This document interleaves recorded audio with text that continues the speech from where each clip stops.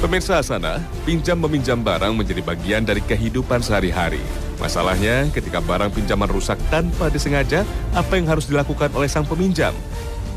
Apakah cukup hanya meminta maaf, atau syarat Islam mengharuskan orang yang meminjam mengganti kerusakan barang itu?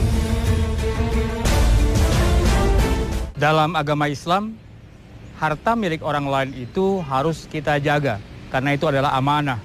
Dan sebagai Muslim, berlaku amanah ini adalah suatu kewajiban yang tidak bisa tidak harus kita laksanakan apapun keadaan dan bagaimanapun daruratnya. Apabila karena satu hal kemudian kita misalnya melakukan hal-hal yang merusak barang milik orang lain dan kerugian itu, maka ada konsekuensinya. Selain kita harus meminta maaf, kita juga harus mengganti kerusakan itu. Walaupun boleh jadi sebenarnya kita tidak berniat untuk melakukan kerusakan itu. Walaupun boleh jadi niatnya mungkin ada, tetapi demi kepentingan yang punya barang. Tetapi yang namanya mengganti ini adalah sesuatu yang diwajibkan dalam syariat Islam.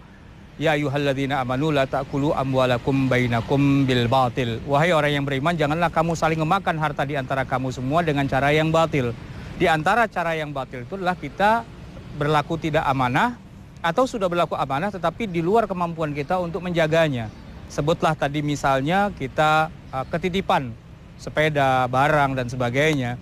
Lalu barang itu kemudian rusak gara-gara kita, maka kita wajib untuk menggantinya.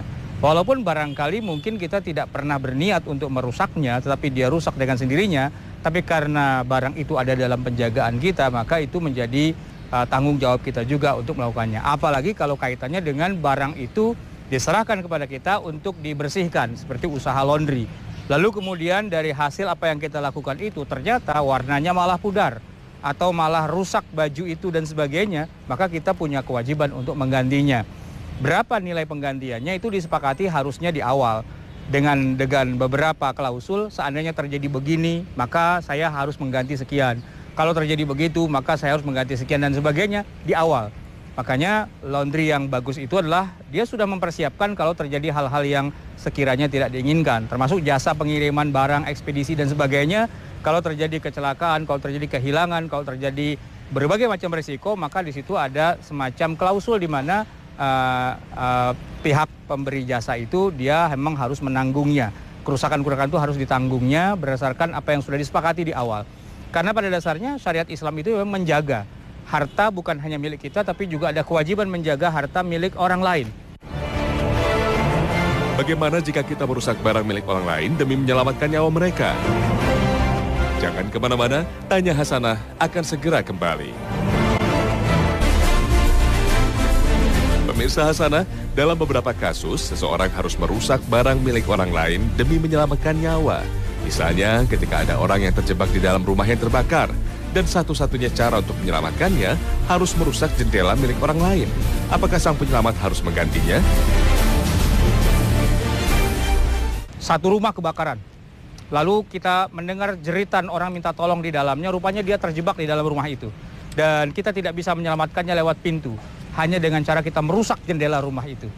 Maka kita wajib merusak jendela rumah itu untuk menyelamatkan korban itu. Tetapi pada dasarnya kita tetap punya kewajiban untuk mengganti jendela yang kita rusak. Padahal ini untuk kepentingan orang itu. Oleh karena itu betapa adilnya Islam, walaupun tujuannya untuk kepentingan orang lain dan kita harus rusak harta bendanya, maka harta benda yang rusak itu masih tetap menjadi tanggungan kita. Padahal kita wajib untuk merusaknya demi kepentingan nyawanya. Tapi kita juga wajib untuk menggantinya. Betapa adilnya agama Islam. Nah, nanti tinggal kebijakannya, apakah yang sudah kita tolong itu dia tahu berterima kasih atau tidak. Kita rusak jendelanya demi nyawanya dia. Tapi kalau dia tetap bilang, tidak, saya tetap minta diganti jendela saya yang Anda rusak, ya kita tetap wajib menggantinya.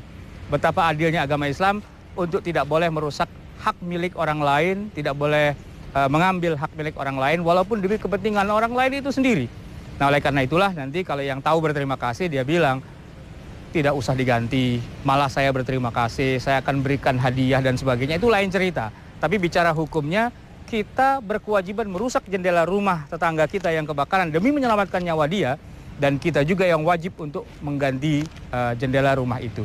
Betapa agung dan adilnya syariat Islam, bahwa hak milik orang lain adalah hak milik mereka, dan kalau kita rusak, kita punya kewajiban untuk menggantinya sesuai dengan syariat Islam itu sendiri. Pemirsa Hasanah, demikian kebersamaan kita pada pagi hari ini. Semoga sajian Tanya Hasanah kali ini dapat memberikan pencerahan dan pengetahuan bagi Anda. Nantikan Tanya Hasanah di episode selanjutnya. Akhir kata, terima kasih atas perhatian Anda. Wassalamualaikum warahmatullahi wabarakatuh.